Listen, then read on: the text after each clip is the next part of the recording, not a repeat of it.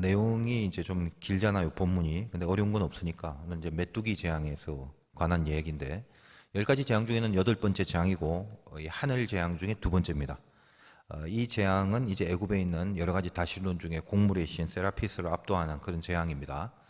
이 메뚜기 재앙은 우리가 좀 뭐 사실 익히 많이 들었잖아요. 우리가 이 출애굽에뿐만 아니라 이 세상에도 메뚜기 재앙이 꽤 많지 않습니까? 실제로 뭐 최근에도 뭐 있었고 뭐 그런 뭐 뉴스 같은 거 본 적이 있잖아요.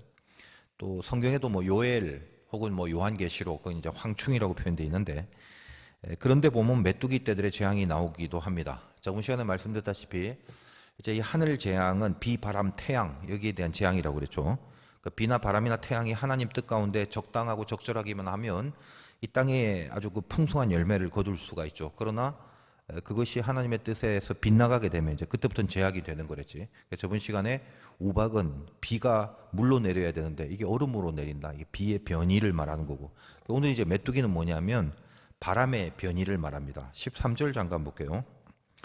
여호와께서 모세에게 이르시되 애굽 땅 위에 네 손을 내밀어 메뚜기를 애굽 땅에 올라오게 하여 우박에 상하지 아니한 땅 밭에 모든 채소를 먹게 해라. 12절 그다음에 13절 모세가 애굽 땅 위에 그 지팡이를 들매 여호와께서 동풍을 일으켜 온 낮과 온 밤에 불게 하시니 아침이 되매 동풍이 메뚜기를 불어들인지라. 그렇게 되어 있습니다.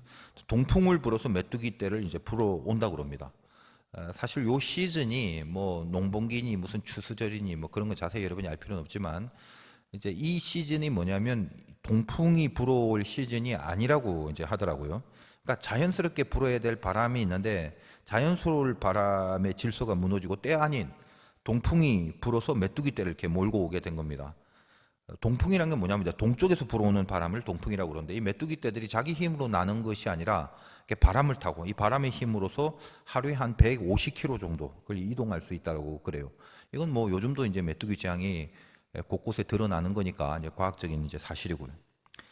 우리 젊은이 예배는 이제 나이대의 젊으니까 문제집을 제가 풀듯이 이렇게 필요한 메시지만 본문이 길더라도 필요한 메시지만 딱딱 이렇게 전하고 싶은데 내가 좀 나이가 들었는지 아니면 내가 여러분을 잘 못 믿어서 그런지 하여간 그 여러분들이 성경에 대한 기본적인 어떤 그 실력이 조금이라도 좀 이렇게 갖추어진 상태다 이런 판단이 든다면 그럼 이제 뭐 핵심만 딱딱 전하면 좋을 텐데 왠지 불안해. 근데 잘 모를 것 같고 성경도 거의 안 읽는 것 같고 또 뭐 메뚜기 재앙이니까 그런 게 뭐 성경에 있었나 하는 그런 사람들도 혹시 있을 수 있을 것 같고, 그러니까 이제 내가 이 출애굽길 처음 시작하려고 하는 내 그 초심과는 달리 자꾸 이게 뭔가 이렇게 자세히 하려고 하는 경향이 생기는데 하여간 아무튼 내적 고민을 좀 하고 있는 중이니까 여러분들이 상태가 어떤가에 따라서 그 분량이 이게 정해지게 될 겁니다. 교회가 말입니다. 이 그 제일 중요한 무드 그거가 바뀌어야 돼요. 참 이상하죠. 제일 중요한 거를 놓치고 있고 제일 중요한 걸 안 하고 있는데 절대 큰일이라고 생각을 안 하는 어떻게 하다가 이렇게 돼버렸는지 모르겠어요. 무슨 말이냐면 아니 내 운명과 인생과 영원을 건 그 믿음의 대상인 그 하나님이 나에게 말씀을 하신단 말이지. 그게 성경인데 도통 성경에 관심이 없어요. 이게 지금 얼마나 이게 틀려버린 교회의 모습인지 실감도 못해. 실감도. 그렇게 바쁘고 힘든 직장 생활 한다고 뭐 성경 읽을 시간도 없다는 사람들이 가만 보면 여러분들도 마찬가지지. 직장 다니는 사람 생각해봐. 회사 가면요 그 컴퓨터 모니터 같은데 그 주식 동향 그건 한구통에 이렇게 띄워놓고 살잖아. 관심의 문제죠. 관심이 뭐예요? 에너지죠. 말씀을 향한 에너지가 없어. 근데 교회는 이제 계속 다니죠. 솔직히 이제 한국 교회가 이 한국 교회 수준은요, 뭐 설교가 중요한 게 아니라 설교 전의 문제. 그러니까 유대인들처럼 사실은 교회 교육이라는 게 필요해요. 어떻게 했어요? 자녀들에게 팔과 미간에 이 맞박에 하나님의 말씀을 써붙여 놓고 살아야 하는 그런 삶을 살아냈거든. 유대인의 그 탈무드 교육이론. 그게 신앙의 참된 모습이지. 그러니까 여러분이 어떤 뭐 고급스럽고 깊은 설교를 듣기 전에 뭐 일단 기본을 알고 들어야 되잖아. 여러분 솔직히 신자라면 어때요? 1년에 성경 한 번 정도는 읽어야 되는 거 아니야? 그렇게나 많이요? 그걸 많다고 여기는 사람이 그게 이제 문제가 있는 거다 이 말이에요. 그러니까 어때? 거의 다 문제지 뭐. 그걸 문제로 여기니까 그걸 문제로 여기는 그런 사람들이 거의 다 문제가 된 거야 인생이. 제가 뭐 이런 말 하는 게 뭔 의미가 있겠냐 싶겠냐마는 아무튼 여러분도 한번 생각을 해보세요. 오늘 예를 들면 내 주식이 얼마나 올랐나 그거 확인하는 건 하루에 수십 번 해도 안 질리지. 근데 내 인생의 문제 앞에서 하나님이 뭐라고 지금 하시는가 거기에 대한 관심이 있으면 성경을 볼 거 아니에요. 여기에 대해서 하나님이 나에게 뭐라고 하시는지. 우리 화두교 유튜브 보면 우리 교회 이제 그 바이블 아카데미라고 우리 목사님들이 참 정성껏 준비한 강의가 있는데 제가 이제 옆에서 보니까 진짜 정성껏 준비 많이 했더라고. 어쨌든 그런 거 좀 듣고 그리고 거기에 또 해당하는 성경 자세히 읽어보고 이제 그런 그 라이프 스타일을 구축을 해야 됩니다. 성경에 그냥 답이 다 있다니까 안 믿죠 그거. 실감을 못 하죠. 여러분 올해가 이제 내일부터 카운트하면요 40일 딱 남았어요. 유종의 미를 거두자는 말 많이 하잖아. 복 받는 비결 하나 알려 줄게. 그 40일 동안에 하루에 44페이지씩 읽으면 올해 안에 이거 일독합니다. 44장이 아니라 여러분 성경의 페이지 있잖아 페이지. 그러니까 성경의 페이지 수를 말해. 전체가 1753페이지 정도 되거든. 나누기 40하면 한 44장 나와. 그냥 잘 뭐 이해가 안 돼도요 마음에 와 닿는 부분은 이제 가끔 밑줄 정도 치는 정도에서 기도를 하면서 뭐 우리 저 젊은이 예배 그 테마가 뭐야? 영광의 길을 걷는 젊은이. 그러니까 마음속에서 주님의 영광의 길로 인도해 달라고 하면서 뭐 다 자세히는 이해는 안 될지라도 한번 이렇게 성경을 한번 읽어봐요. 제가 분명히 말하지만 여러분 당장 오늘이나 내일부터 시작하면 올해 안에 하나님께 가장 영적인 감동을 주는 사건이 될 거야. 여러분 한 해 동안 돌아봐서 뭐 그렇게 잘한 거 뭐 있나? 거의 없을걸? 뭐 이런 옵션 걸기 싫지만 내가 여러분 참 여러분들 사랑해서 하는 말인데 한 올해 안에 이 40일 남은 동안 내가 성경 일독했다. 그러면 뭐 그 성경 진도표 같은 거 있잖아. 거기 이제 표시해서 가져와요. 뭐 표시 안 해도 어쨌든 내가 일독했다. 그러면 제가 선물을 좀 해줄 테니까. 또 이 상태에서 조금 더 오버해서 피를 받으면 아유 알았어. 나는 이제 새벽 기도도 한 40일 해야겠다. 좀 막 그런 마음까지 막 불쑥 생기면 그건 진짜 은혜가 임한 거지. 혹시 뭐 이 중에 가뭄에 콩 나듯이 뭐 한두 명이라도 나 좀 해봐야겠다 그런 마음이 혹시 딱 생기면요 그 하나님 주신 감동이니까 주저하지 말고 당장 고고싱 해야 됩니다. 내일부터. 하여간 이제 설교는 해야 되니까 잠깐 메뚜기 재앙을 오늘 본문을 잠깐 스킵을 해보면 그 1절과 2절 다시 한번 볼게요. 여호와께서 모세에게 이르시되 바로에게 들어가 내가 그의 마음과 그의 신하들의 마음을 완강하게 함은 나의 표징을 그들 중에 보이기 위함이며 너에게 내가 애굽에서 행한 일들 곧 내가 그들 가운데서 행한 표징을 네 아들과 네 자손의 귀에 전하기 위함이라. 너희는 내가 여호와인 줄 알리라. 자, 이거 일단 경고를 하잖아. 왜 이거 경고해요? 이거는 369 재앙이 아니잖아. 이 말이 지금 뭔지 모르는 사람이 있을 거야 라고 지금 내가 생각하는 것도 이게 이제 노파심인데 자, 세 번째, 여섯 번째, 아홉 번째만 경고 없이 바로 때리니까 지금 이거 여덟 번째니까 경고를 하잖아. 경고했단 말이지. 자, 그 경고 중에 뭐라고 합니까? 왜 재앙을 내린다고? 내가 여호와인 줄 알리라. 여호와를 알게 하려고 하는 거지. 자, 이게 뭐 뻔한 말 같지만 여러분 삶에 적용을 시켜봐야 돼요. 애굽이란 게 다 신론 국가잖아. 신들의 세상이란 말이지. 그러니까 일단 내가 믿음을 가지게 되려면 우리 누굴 믿냐면 하나님을 믿는 건데 그러면 하나님이 누군지 알아야 되잖아. 성경은 하나님이 자기를 계시한 책입니다. 무작정 믿으라는 게 아니라 나 하나님이 이런 사람이야, 이런 존재야, 이런 나를 믿어 그건데. 그러니까 한번 보세요. 지금 이 사건을 지금 우리가 읽고 있잖아. 이 사건을 읽고 있는 우리가 지금 하나님을 알아가고 있는 중이죠. 그렇잖아. 예를 들면 자 재앙이라는 게 10개나 필요한 게 무슨 이유야? 뭐 바로가 말을 안 들어갔고 뭐 두세 개 정도 하다 안 되니까 이거 안 되겠네 이 녀석. 그래서 대 6개로 늘리다가 그것도 안 되겠네. 뭐 그래갖고 10개까지 내린 게 아니죠. 하나님이 마음만 먹으면 그냥 한 가지 정도 그 한 번의 재앙 정도 이걸로 다 끝낼 수 있는데 바로를 강팍하게 만들어서까지 재앙을 계속 내리는 것은 뭐예요? 땅과 공중과 하늘의 주인이 누군지를 분명히 일단 가르치시려는 목적이 있는 거란 말이죠. 당시에 저 애굽인들과 이스라엘뿐만 아니라 그 사건을 지금 읽고 접하고 있는 우리들에게까지도 하나님이 누군가를 계속 지금 알리고 있잖아요. 알아야 믿고 알아야 섬길 거 아니에요. 그러니까 우리도 마찬가지예요. 여러분 인생에 어떤 고난이나 재앙 같은 큰일이 나더라도 결국 뭐냐면 거기서 하나님이 누군지 그거 알게 되면 재앙은 그것으로 끝나는 겁니다. 근데 여전히 재앙 가운데 하나님을 모르고 살면요 그 재앙의 숫자만 많아지는 거예요. 이 바로를 성경에 등장시키는 것은 아유 왜 이런 강팍한 사람이 있나 손가락질 하라고 있는 게 아니라 혹시 여러분이 바로 같은 점이 있는지 그걸 확인해 보라는 취지도 있다는 걸 알아야 돼요. 메뚜기 재앙이 전무후무한 재앙이라는 것을 경고하니까 이제 바로보다는 그 밑에 신하들이 심각하게 여기면서 바로한테 뭐라고 하는지 한번 보세요. 7절 봅니다. 바로의 신하들이 그에게 말하되 어느 때까지 이 사람이 우리 함정이 되리까? 그 사람들을 보내어 그들의 하나님 여호와를 섬기게 하소서. 왕은 아직도 애굽이 망한 줄을 알지 못하시나이까? 하고 이제 발끈한 거죠. 이게 지금까지 한번 보라고. 다 망했다고. 지금 애굽 지금 작물 다 우박 때문에 초토화되고 이제 메뚜기 오면 남은 우박 그 작물도 이제 다 끝나버리는데 다 망한 거 아니냐고 아직도 모르겠냐고 막 닥달을 합니다. 그러니까 이제 사태가 심각해지고 또 이제껏 당한 내용들이 이렇게 장난이 아니다 보니까 애굽인들 중에 저번에 이제 어떻게 슬슬 애굽인들 중에 하나님을 믿게 되는 일들도 생기기 시작하잖아요. 그래서 이제 바로도 지도 안 되겠다 싶었는지 다시 모세를 데려오라고 하잖아요. 그리고 이제 뭐라고 그럽니까? 8절에 모세와 아론을 바로에게로 다시 데려오니까 바로가 그들에게 이르되 가서 너희 하나님 여호와를 섬기라 해놓고 딱 끝나면 되는데 갈 자는 누구누구냐 이러는 거예요. 가 근데 누구누구 데려갈래? 이러는 거예요 지금. 그래서 뭘 누구누구를 데려가 다 데리고 갈 건데 그렇게 얘기를 하니까 참 웃긴 제안을 해요. 10절 9절부터 봐. 다 데리고 갈 거라고. 모세가 이르되 우리가 여호와 앞에 절기를 지킬 것이니 우리가 남녀노소 양과 소를 데리고 가겠나이다. 우리 다 나갈 거예요. 그거죠. 그랬더니 10절에 바로가 그들에게 이르되 내가 너희와 너희의 어린 아이들을 보내면 여호와가 너희와 함께 함과 같으니라.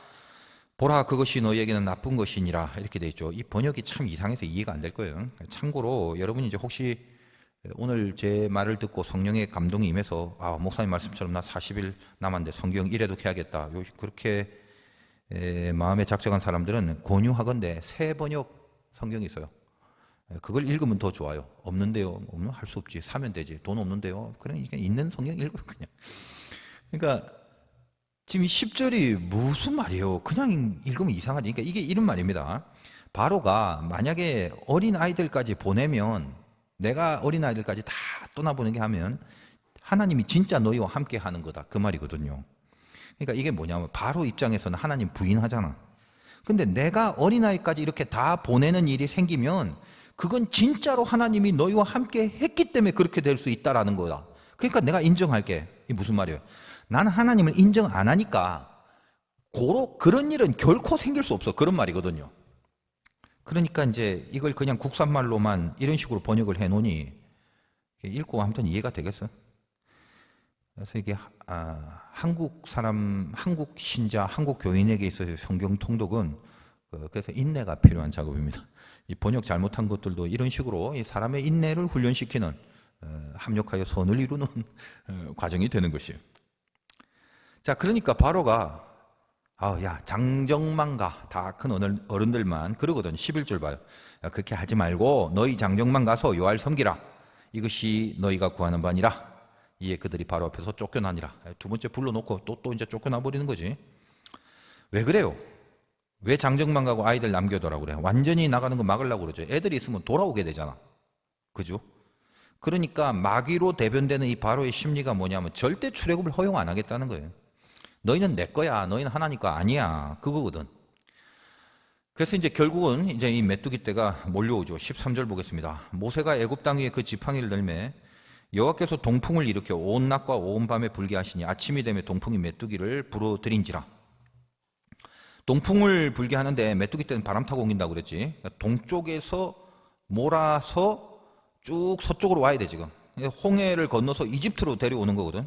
이게 확실히 어디서부터 모집을 하는지 모르지만 뭐 여러 가지 자료들이 좀 있는데 그런 거 뭐 일일이 알 필요는 없고 중요한 건 뭐냐면 이렇게 바람을 타고 와야 하는 메뚜기들이 지금 모세가 이렇게 손을 든다고 바로 도착하지 않는다는 사실이잖아요.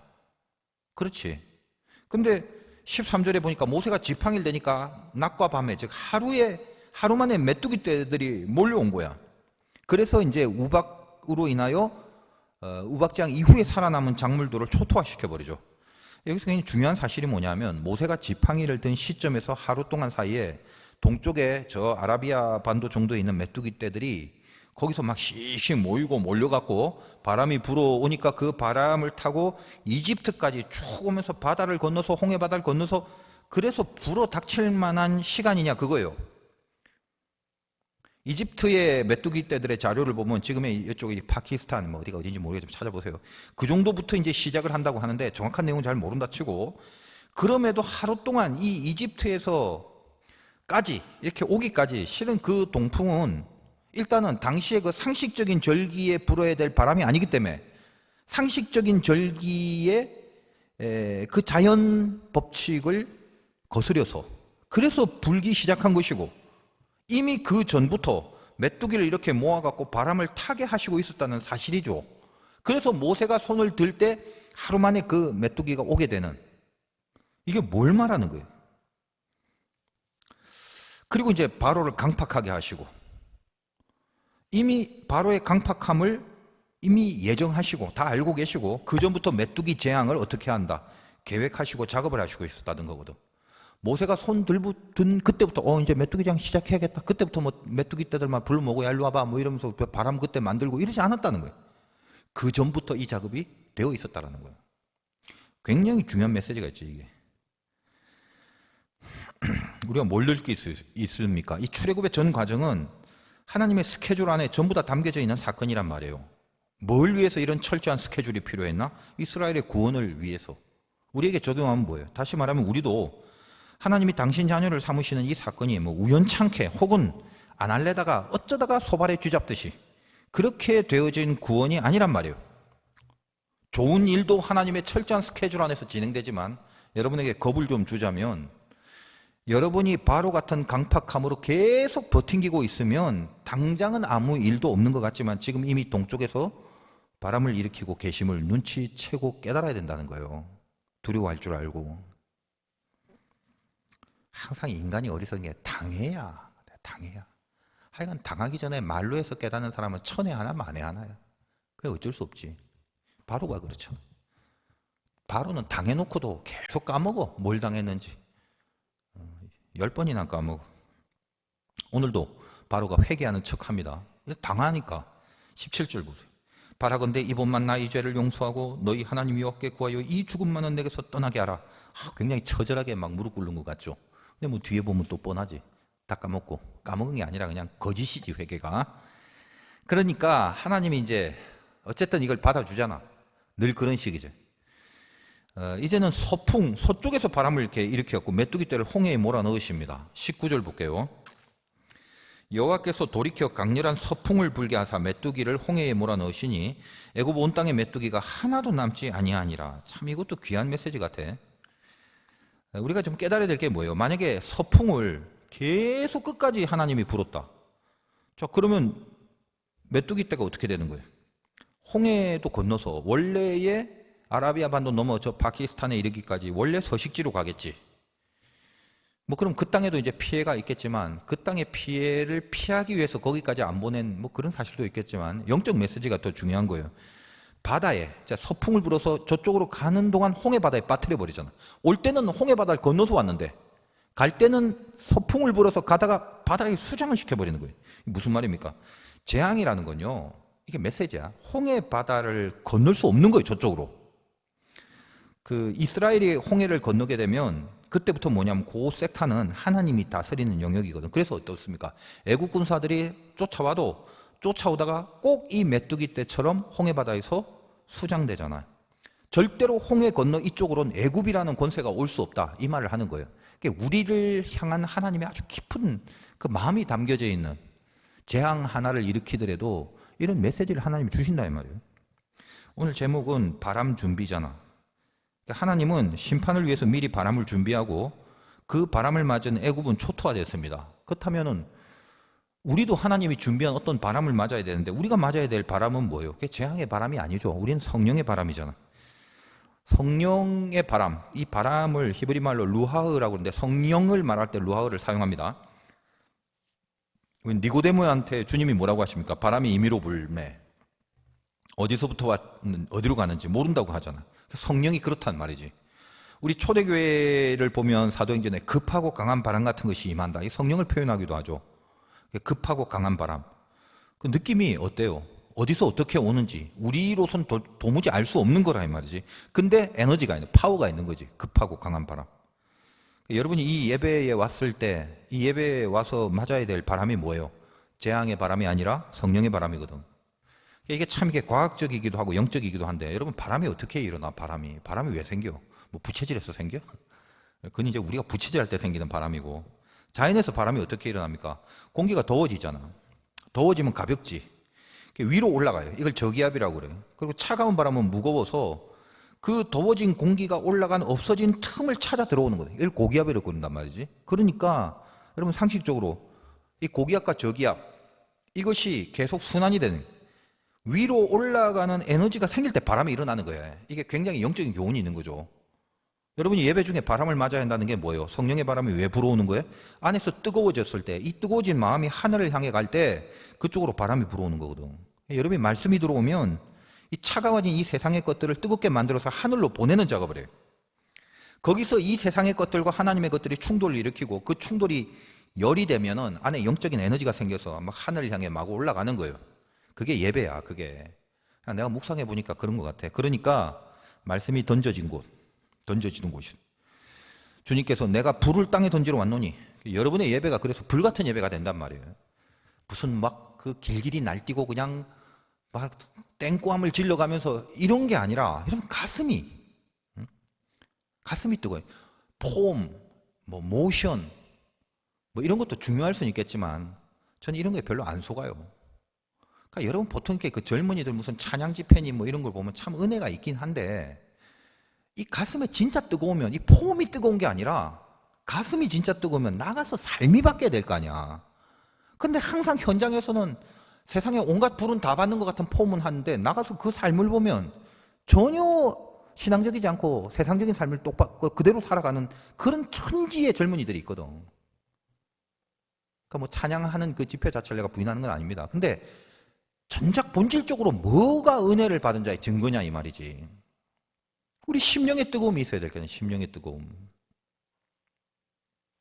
그러니까 예배에 그런 불같은 예배가 있길 바란단 말이에요. 그런 예배를 드려야 돼요. 여러분 가슴이 지금 뜨거워야 돼. 여러분 눈빛과 표정이 얼빵해도 그거 괜찮아. 누가 뭐라 안 해. 다만 여러분의 심령이 얼마나 뜨거운가는 건 하나님이 보고 계시는 거 아니에요. 그러면 막 살랑살랑 불어오는 그런 봄바람이 아니라 소용돌이 치는 폭풍이 일어나는 폭풍. 여러분 폭풍을 보세요. 그 중간에 그 태풍의 눈이 있잖아. 나는 그걸 말씀으로 봐. 돈다라는 게 뭐죠? 원심력과 구심력이 함께 공존하는 게 이게 바람이거든.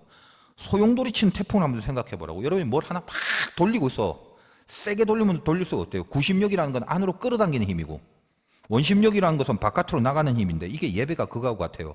급하고 강한 바람이 임하면 예배는 나를 하나님 안으로 자꾸 잡아당기고 동시에 그 힘으로 세상 밖으로 나가는 에너지가 생긴다고. 그러니까 구심력이 없으면 원심력이 있을 수가 없어. 세상에 나갈 수 있는 힘이 생겨야지. 자신 없이 또 똑같은 모습으로 근심과 불안과 염려 가지고 나 또 똑같이 어제처럼 살래, 그런 모양으로 세상에 나갈 거예요? 하나님 안으로 이렇게 끌어당겨진 그 힘이 세상에 나가서 바람을 일으킬 그런 각오와 영역을 가지고 담대하게 죄와 싸울 힘으로 그렇게 나가야 된다는 거예요. 그게 급하고 강한 바람이란 거예요. 예배는 이 바람을 맞고 가야 돼. 하나님 안으로 끌어가는 이 힘이 강하면 강할수록 세상 밖으로 나갈 수 있는 영적인 힘이 더 강해지는 거예요. 이게 바람의 법칙이라 이 말이에요. 하나님 안으로 끌어들이지 힘이 하나도 없는데 세상에 나간다고 웃기는 얘기야. 말도 안 돼요. 여러분 나오면 다 깨진다고. 그런 상태로 강하게 붙들리고 강하게 붙들린 만큼 강하게 펼쳐지는 거예요. 이게 예배의 바람이라면. 여러분 이제 기도할 때 예상치도 못한 그런 급하고 강한 바람이 이렇게 불같이 여러분 심령 안에 있기를, 그 임재가 있기를 바라요. 여러분 뜨거워질 때까지 기도해야 돼. 세상 앞에 자신이 있어질 때까지 기도하고 나가야 될 거 아니야. 자신 있다는 게 뭐예요? 더 나가서 넘어지고 또 죄짓고 또 염려하고 불안해하고 세상 고민 똑같이 하고 또 불신앙으로 대강 살아가 버릴 것 같은 그 자기 스스로가 알잖아. 그걸 뻔히 그 느낌을 뻔히 아는 그 상태로 나가지 말란 말이에요. 그런 마음이라면 기도하면 뭐예요? 그러니까 오늘 기도하는 그 여러분 의자 위에서 여전히 그 마음이라면 그냥 아예 뭐 자고 내일 나가겠다고 생각하세요. 나가면 뭐하냐? 똑같이 살 건데. 바람을 맞고 가야지, 바람을. 여러분이 맞을 바람은 재앙이 아니라 세상이 아니라 성령입니다. 하나님이 메뚜기 움직이는 바람도 미리 준비하시고 그걸 홍해에 빠뜨릴 바람도 미리 준비하시는 분인데, 여러분이 예배 가운데 성령의 바람을 맞으려고 하는 마음이 있는데 하나님이 준비해 두시지 않았겠어요? 분명히 준비해 두시고 있다고. 예배 오기 한 어제부터 아마 불고 계셨을 거야. 여러분 오늘 그 바람을 맞는 것이고 오늘 기도에 성령의 불이 임하기를 주님의 이름으로 축원드립니다.